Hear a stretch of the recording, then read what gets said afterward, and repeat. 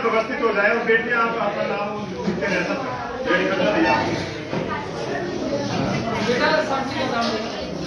Sir तो आज जैसा कि आपको मालूम है 1 मिनट में थोड़ा सुनने पीछे आज पूरे प्रदेश में मॉक ड्रिल का आयोजन किया जा रहा है। और थोड़ा सा मैं आज जो हमारी समुद्र पंचायत की प्रधान आज श्रीमती मैत्री जी और प्रधान उपप्रधान श्री भाई साहब और हमारी संस्था में मार्गदर्शन मंडल के सदस्य आप श्री जोगिंदर सिंह राणा जी और यहाँ सभी इस मुख्य स्कूल सीनियर सेकेंडरी स्कूल के समस्त अध्यापकगण और प्रधानाचार्य महोदय और यहाँ के समस्त आए हुए जो समुदाय से गांव के निवासी हैं, पंचायत के निवासी हैं, सभी व्यक्ति। तो थोड़ा सा मैं बताना चाहूंगा हमारी जो संस्था है 16 सालों से काम कर रही समाज सेवा क्षेत्र में और पिछले 3 वर्षों से हम लगातार सड़क सुरक्षा, नशा मुक्ति और डिजास्टर के लिए काम कर रहे हैं। अगर मैं आपके मध्य यहाँ पे आया हूँ, मैं तो जिला हमीरपुर का डिजास्टर कन्वीनर डिस्ट्रिक्ट इंटेलिजेंसी का, तो पूरे यहाँ पे अगर जो हमारा हमीरपुर जिला 6 ब्लॉकों में हम जो बेसिक डिजास्टर मैनेजमेंट की ट्रेनिंग देते हैं TRS मेंबर्स को, जितने भी आपके सेक्रेटरी हैं, प्रधान है, प्रधान है, और इस तरह हम कम्युनिटी में जाके डिजास्टर के लिए भी लोगों को भेज करते हैं। आज आपके यहाँ आने का मकसद जो हम आपके पास यहाँ डिजास्टर की बात करें, अगर मैं डिजास्टर के लिए अगर बात करता हूँ, आपने इस मैच में देखा होगा भी हम हिमाचल प्रदेश हमारा एक पहाड़ी क्षेत्र है, पहाड़ी राज्य है और भूकंप की दृष्टि से देखा जाए तो 5 जोन में हम यहाँ पे आते हैं।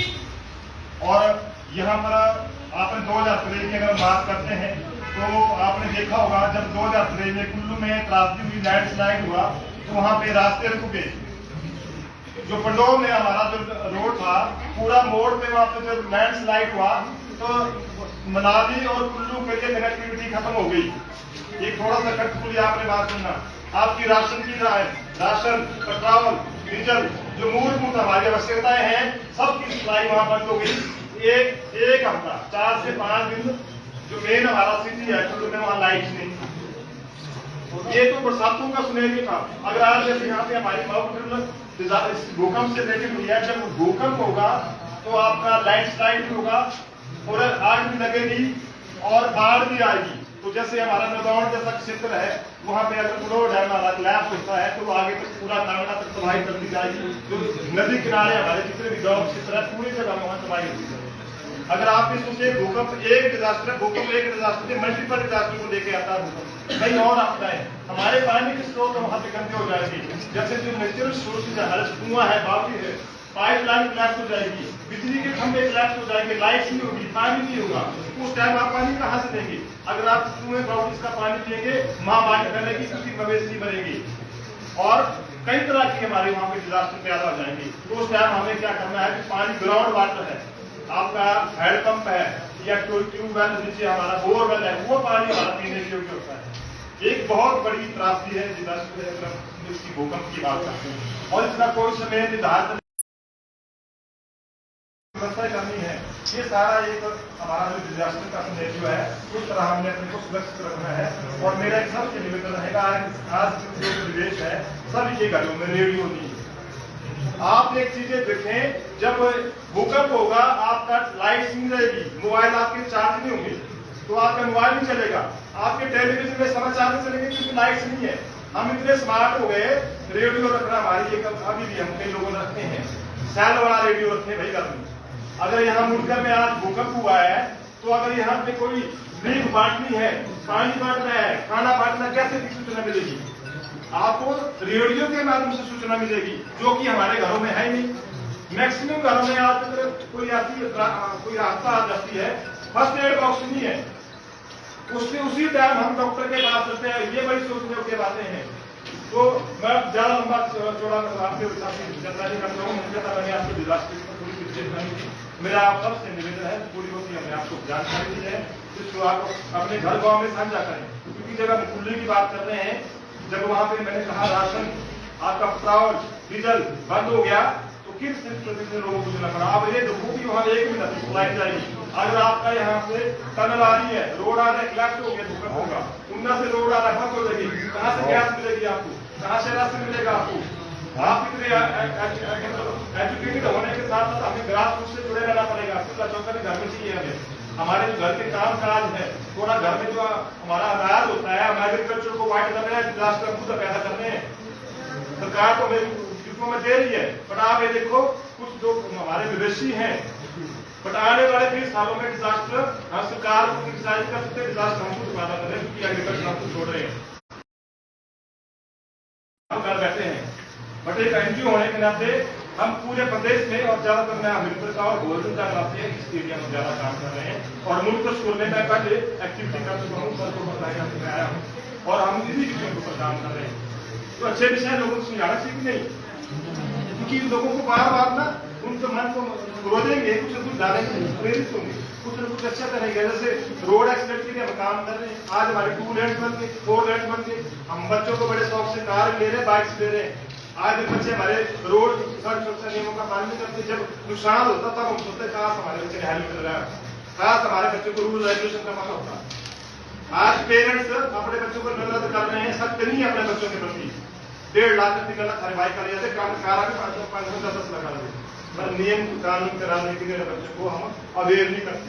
मेरा आपसे निवेदन है, अगर आप अपने बच्चों को अगर इस तरह की फैसिलिटी दे रहे हैं तो थोड़ा सा उनको इस तरह भी अवेयर करें, इस सुरक्षा के नियम का पालन करें, ताकि हम भी सुरक्षित रहें और हमारे बच्चे भी सुरक्षित रहें और हमारा समाज भी सुरक्षित रहे। तो इतना मेरा कहना है। आप सबने हमारा यहाँ पे जो थोड़ी सी मैंने आपसे बहुत बहुत धन्यवाद। जय हिंद, जय भारत। और के समान आता है और बाबा जय बाबा कुंवरजी के नाम से हमारे संस्था चलती है, हम लोग मेरे घर है, बाबा जी का बड़ा आशीर्वाद है। तो हमारे पास हर महीने ट्रक आता है, तो हमें भी लोगों के बीच में बांटना था, स्कूलों में, समुदाय में। मेरी कोशिश की जाती है, अपने मुल्क पंचायत में मैंने प्रोग्राम किया है। आप लोग प्रोग्राम करें, तो मेरी निवेदन रहता है हम कम से 100 लोगों का प्रोग्राम बनाते हैं, क्योंकि हम गाड़ी लेके आएंगे, स्ट्रेंथ नहीं होगी, तो हम जो चीज 10 आदमी को बताएंगे वही लोग हमें 100 लोगों को बतानी है।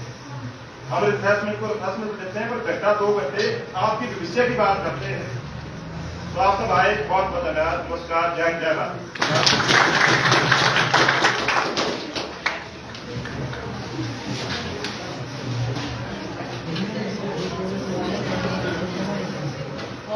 हमारी संस्था के अध्यक्ष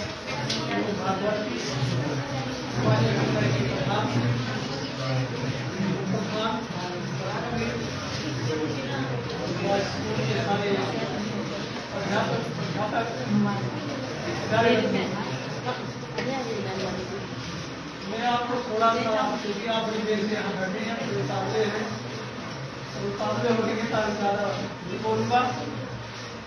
भारत सरकार द्वारा जो योजना चलाई जा रही है,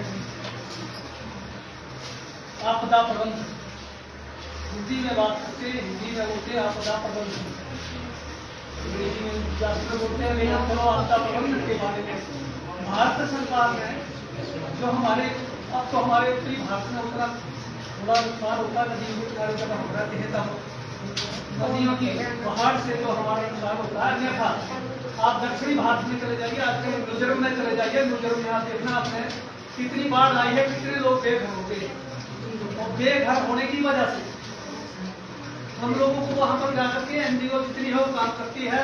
केंद्र सरकार जो है अपनी तरफ से राहत सामग्री जो वितरण करता है, लोगों को जागरूक करता है। इसलिए मेरी आपसे निवेदन है कि आपको भी हर इसके बारे में, भूकंप के बारे में या बाढ़ के बारे में जागरूक रहना चाहिए, क्योंकि आने वाली पीढ़ी जो है इसके प्रति जागरूक नहीं होगी तो आपका कल को जो भविष्य खतरे में होगा।